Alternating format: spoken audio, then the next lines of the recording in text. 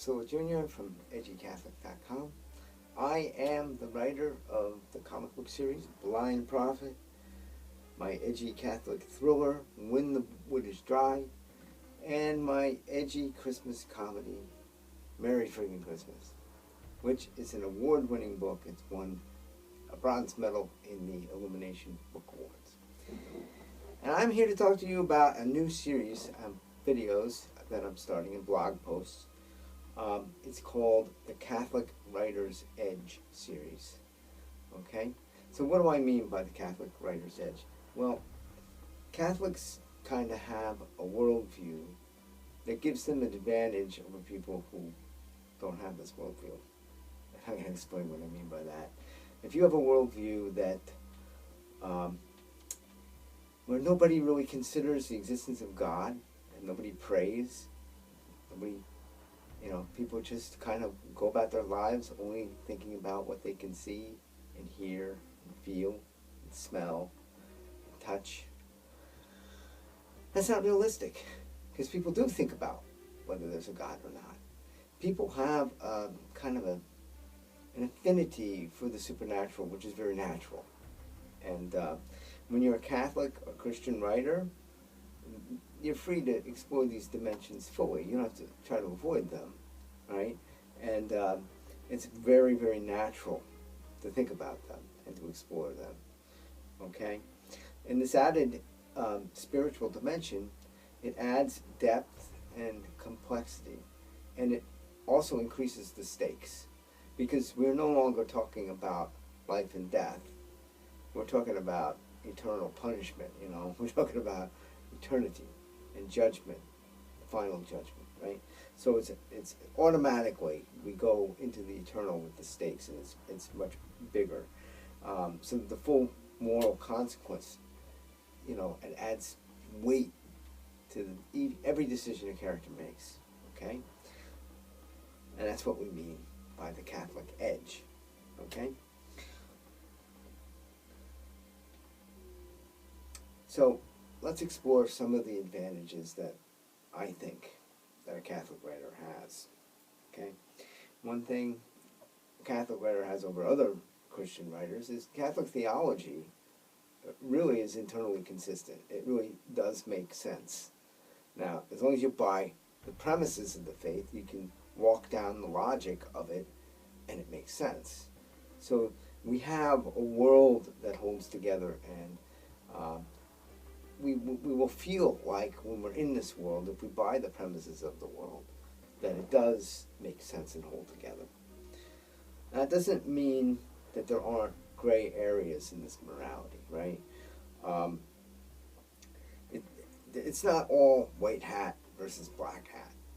There are struggles with temptation, which are all in this gray area, weighing of one evil versus another, making a choice between the lesser of evils is usually where we are in a gray area.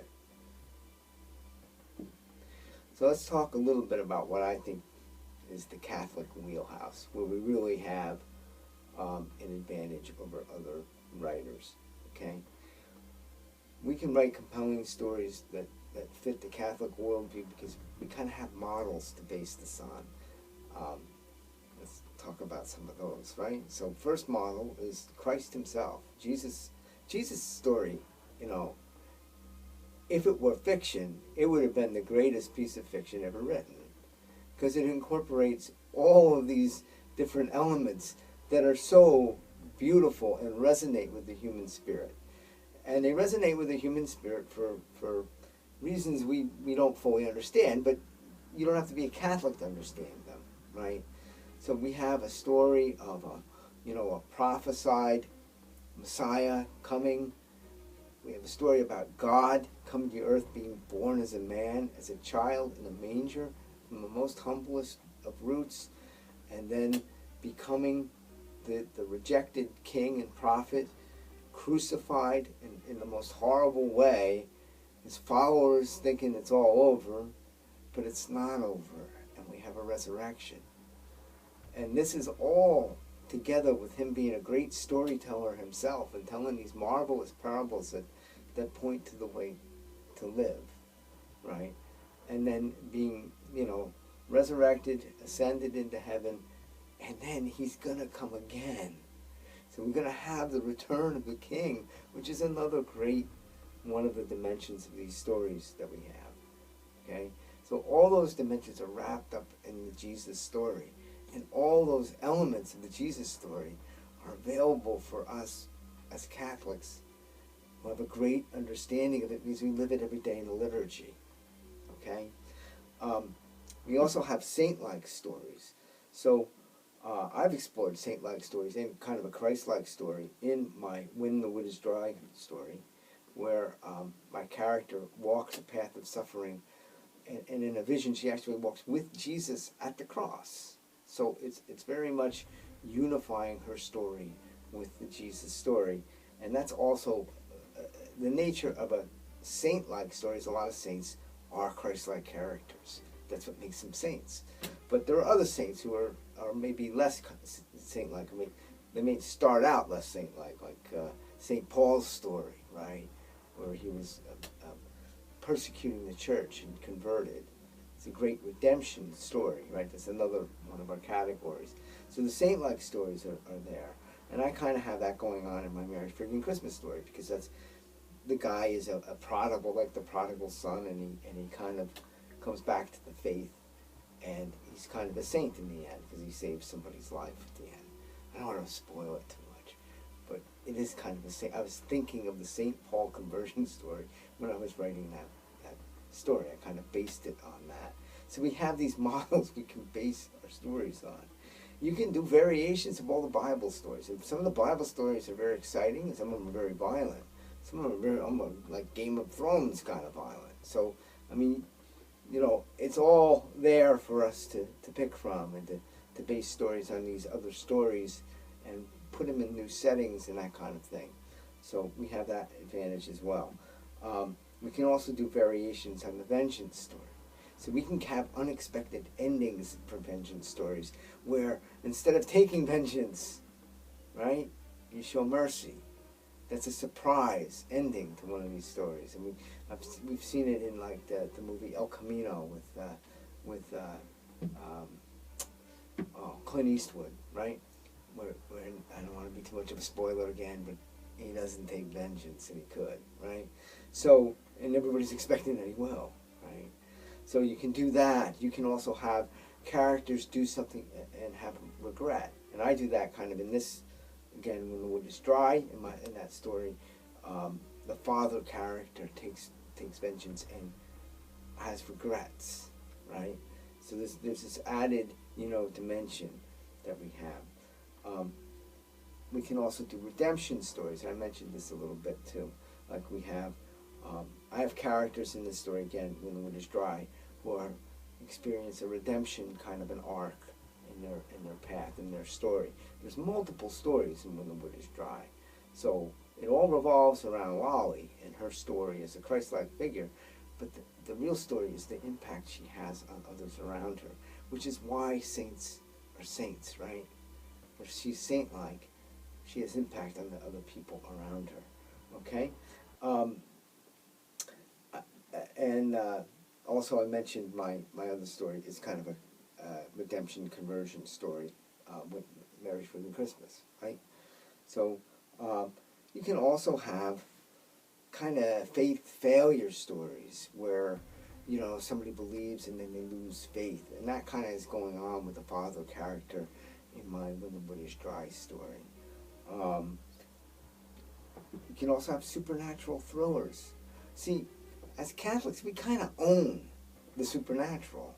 We believe it's real, and that gives us an advantage. We can write about it in ways that are very real because we believe it's real, right? And it ups the stakes again. They're eternal. They're not just physical.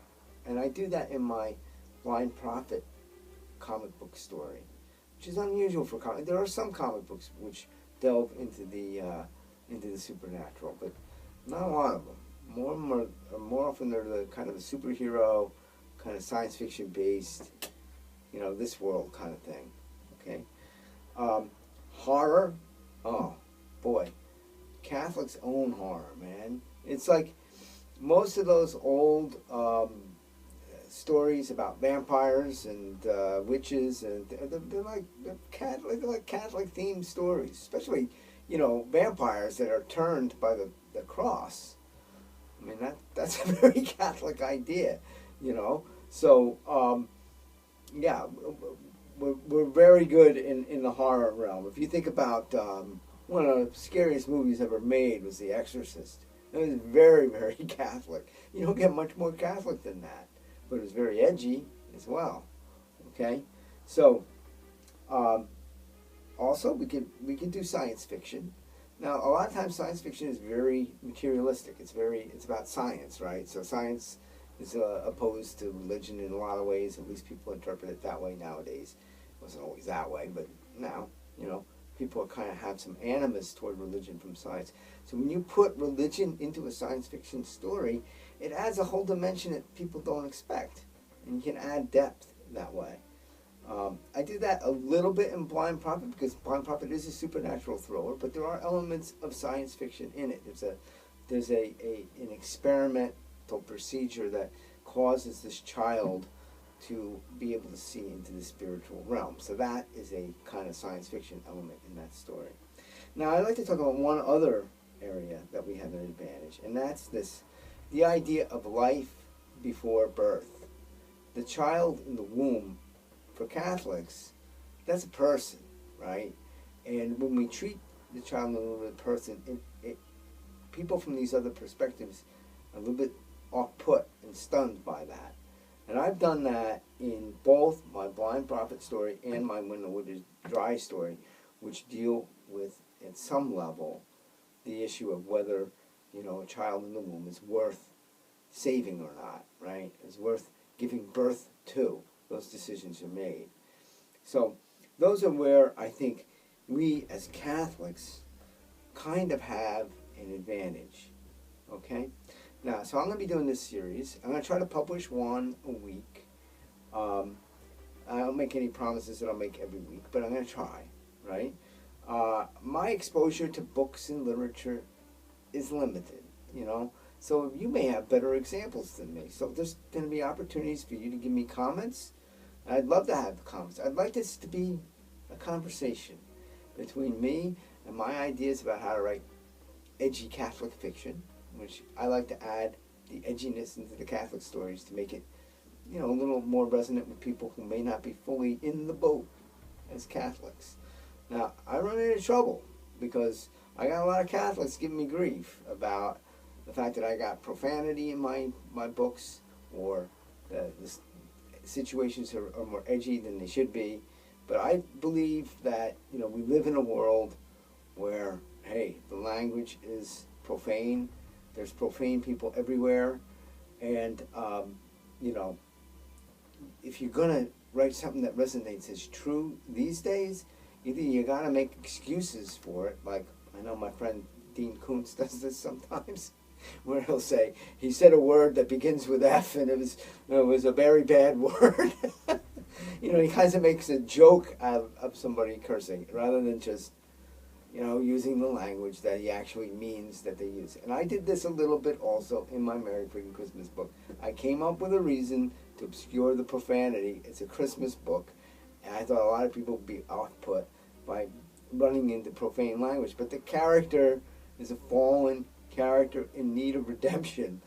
He isn't going to be saying, oh golly gosh. He makes a joke about talking, the system is censoring him so he sounds like Ned Flanders. Well, it's very unusual for a character of his background to speak like Ned Flanders. So I had to come up with a literary reason for that to happen in the book. It's kind of an automatic censoring as he's writing his story. So again, my name is Joseph Silla Jr. This series is going to be The Catholic Writer's Edge, and we're probably going to have many, many episodes in here, many, many videos, and I hope you're going to join me. I think it's going to be a lot of fun, and maybe you can learn a little bit about why I'm doing something like this, which is a little countercultural on both ends. I'm kind of like, I got some Catholics don't like what I'm doing, and I got some other people who don't like to have Catholicism shoved into their thrillers and